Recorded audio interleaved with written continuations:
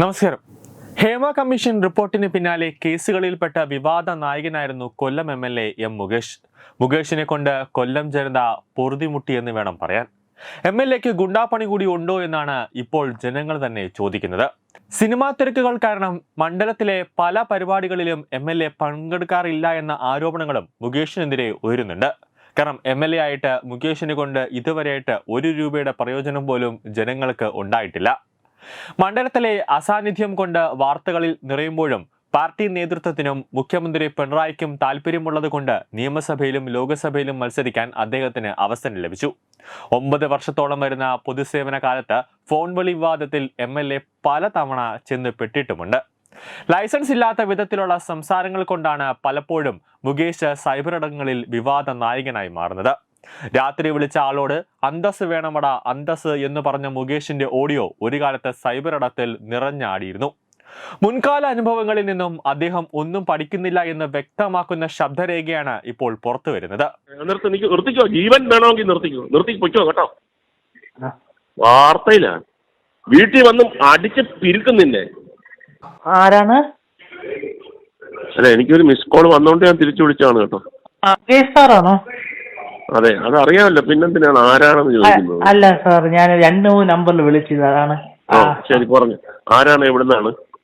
ഞാൻ തിരുവനന്തപുരത്ത് നിന്നാണ് വിളിക്കുന്നത്. തിരുവനന്തപുരത്ത് എവിടെയാ? തിരുവനന്തപുരത്ത് ഊരുട്ടമ്പലത്ത് നിന്നാണ്. ഊരുട്ടമ്പലം. പറഞ്ഞോ, എന്തായിരുന്നു? സാറിന്റെ ഏറ്റവും അടുത്ത സുഹൃത്തായ രാധാകൃഷ്ണൻ. ഹലോ, കേൾക്കണ്ട. സുഹൃത്താ? ഏത് സുഹൃത്ത്? സുഹൃത്ത്? അല്ല, സുഹൃത്തിനൊക്കെ ഒരു അർത്ഥമുണ്ട്. ഞാനിത് അങ്ങോട്ട്, ഇത് എന്റെ നമ്പർ ഉണ്ടല്ലോ, സൈബറുമായിട്ട് കണക്ട് ചെയ്തിരിക്കുകയാണ്.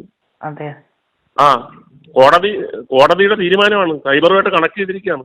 അതെ സാർ, ആള് വരും. എന്താണ് ചോദിക്കാൻ? സുഹൃത്താ? അല്ല, ഞാൻ വാർത്തയിലൊക്കെ കേട്ടോണ്ട് അറിയാതെ. നിർത്തിക്കോ, ജീവൻ വേണമെങ്കിൽ നിർത്തിക്കോ കേട്ടോ. വാർത്തയിലാണ് വീട്ടിൽ വന്നും അടിച്ച് പിരിക്കുന്നില്ലേ? സാർ, ഞാൻ അങ്ങനെയല്ല സാർ. വാർത്തയാ ഇപ്പം വരും. എന്റെ മേഴ്സിയിലാണ് ഞാൻ പറയുന്നത്. അയാൾ അറിയാതെ വിളിച്ചു പോയതാണ്, വിട്ടുകളയെന്ന് പറഞ്ഞാൽ ഓക്കെ. അതല്ലെങ്കിൽ ഒന്ന് അന്വേഷിക്കെന്ന് പറഞ്ഞു കഴിഞ്ഞാൽ നിന്റെ വീട്ടിൽ നീ ഉറങ്ങത്തില്ല. ആകാശൻ സുഹൃത്താ? അല്ല, ഞാൻ വാർത്തയിൽ അങ്ങനെ പറഞ്ഞപ്പോ വെച്ച് പൊയ്ക്കോ. ജീവൻ കൊതി ഉണ്ടെങ്കിൽ വെച്ച് പൊയ്ക്കോ കേട്ടോ. ഇനി മേലാൽ ഈ തരത്തിലുള്ള ഒരു കോളും ആരെയും വിളിക്കരുത് കേട്ടോ. നിന്റെ നമ്പർ നോട്ട് ചെയ്ത് കഴിഞ്ഞു. ഇനി എന്തെങ്കിലും ഒരു മിസ്റ്റേക്ക് നീ വന്നു കഴിഞ്ഞാൽ നീ ജീവിക്കത്തില്ല, വേറെ സ്ഥലത്ത് ജീവിക്കും കേട്ടോ.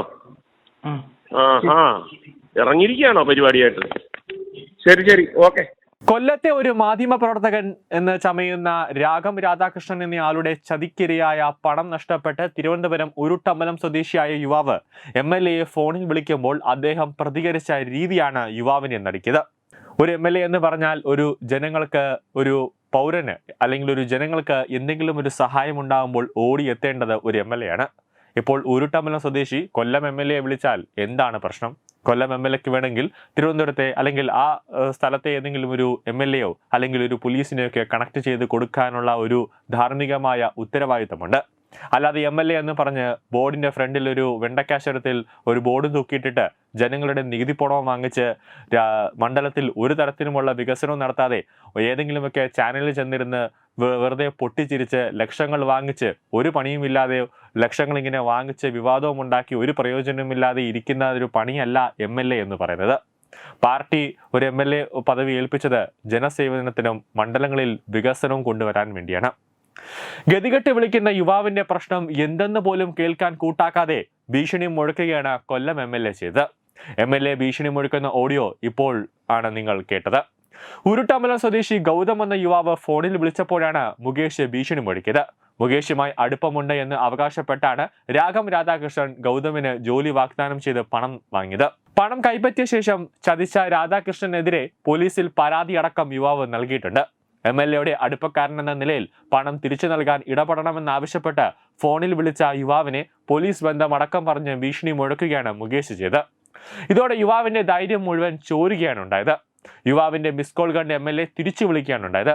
എന്തിനാണ് വിളിച്ചതെന്ന് ചോദിച്ചപ്പോൾ ഉരുട്ടമ്പലം സ്വദേശിയാണെന്നും താങ്കളുടെ അടുത്ത സുഹൃത്ത് രാധാകൃഷ്ണനുമായി ബന്ധപ്പെട്ട വിഷയം പറയാനാണെന്ന് പറഞ്ഞതേ ഗൗതമിന് ഓർമ്മയുള്ളൂ. പിന്നീട് MLAയിൽ നിന്നും തുടർച്ചയായ ഭീഷണികൾ വധഭീഷണികൾ വരെയാണ് മുകേഷിന്റെ വായിൽ നിന്നുമുണ്ടായത്. എൻ്റെ സുഹൃത്തോ നിർത്തിക്കോ, ജീവൻ വേണമെങ്കിൽ നിർത്തിക്കോ എന്നാണ് മുകേഷ് പറയുന്നത്. എൻ്റെ ഫോൺ സൈബർ സെല്ലുമായി കണക്ട് ചെയ്തിരിക്കുകയാണ്. കോടതിയുടെ തീരുമാനമാണെന്നറിയാമല്ലോ. വേഗം നിർത്തിക്കോ, കേട്ടോ ഇല്ലെങ്കിൽ വീട്ടിൽ വന്ന് അടിച്ചു പെരുക്കും നിന്നെ. സൈബർ സെല്ലുമായി കണക്ട് ചെയ്തിട്ടുണ്ടെങ്കിൽ സൈബർ സെല്ലിൽ ഇരിക്കുന്നവന്മാരെന്താ പൊട്ടന്മാരാണോ അതോ അവിടെ ഇരിക്കുന്നവർ ഉറങ്ങിക്കൊണ്ടിരിക്കുകയാണോ? ഇത്രയേറെ ഒരു ഭീഷണി ഒരു യുവാവിന് നേരെ ഒരു വീട്ടിൽ വന്ന് അവനെ അടിച്ചു പിരിക്കും അല്ലെങ്കിൽ അവന് നേരെ ഒരു വധഭീഷണി മുഴക്കുമ്പോൾ എന്തുകൊണ്ട് MLA-ക്കെതിരെ പോലീസ് ഒരു നടപടിയും എടുക്കുന്നില്ല? ഇപ്പോൾ തന്നെ സൈബർ പോലീസ് വീട്ടിൽ വരുമെന്നാണ് മുകേഷ് പറയുന്നത്. അല്ലെങ്കിൽ നീ വീട്ടിൽ ഉറങ്ങത്തില്ല എന്നൊക്കെ ഒരു ഭീഷണിയാണ് മുകേഷ് ഉയർത്തുന്നത്. എന്തായാലും ഒരു MLA-ക്ക് നിരക്കാത്ത ഓരോ പ്രവൃത്തികളും മുകേഷിന്റെ പ്രവൃത്തിയിൽ നിന്നും ഉണ്ടാകുമ്പോൾ, അതായത് മുകേഷിന്റെ വായിൽ നിന്നും തന്നെ വരുമ്പോൾ CPM-നും അതോടൊപ്പം തന്നെ പാർട്ടിക്കും മുകേഷ് വരുത്തിവെക്കുന്നത് വലിയൊരു ഭീഷണി തന്നെയാണ്. അതുകൊണ്ട് തന്നെയാണ് കൊല്ലം ജില്ലയിലടക്കം CPM-ന്റെ പാർട്ടി സമ്മേളനം നടക്കുമ്പോഴും മുകേഷിനെ ഒന്നും തന്നെ അവിടെ അടുപ്പിക്കാതെ പാർട്ടി എടുത്ത് പുറത്തേക്ക് എറിഞ്ഞത്. മുകേഷിനെ പാർട്ടിയിലേക്ക് കൊണ്ടുവന്നത് തന്നെ ഇപ്പോൾ CPM ഒരു വലിയൊരു തലവേദനയായി മാറിയിരിക്കുന്നു എന്നതിൽ സംശയമില്ല. കാരണം ഒരു പൊതുപ്രവർത്തകൻ, ഒരു ജനപ്രതിനിധി, ഒരു ജനങ്ങളോട്, ഒരു ജനതയോട് എങ്ങനെ പെരുമാറണം എന്ന് പോലും അറിയാത്ത മുകേഷിനെയൊക്കെയാണോ MLA ആയിട്ട് പാർട്ടി ഇങ്ങനെ പൊക്കി പിടിച്ച് നടക്കുന്നത് എന്നാണ് ജനങ്ങളടക്കം ചോദിക്കുന്നത്. ന്യൂസ് ഡെസ്ക് തത്വമൈ ന്യൂസ്.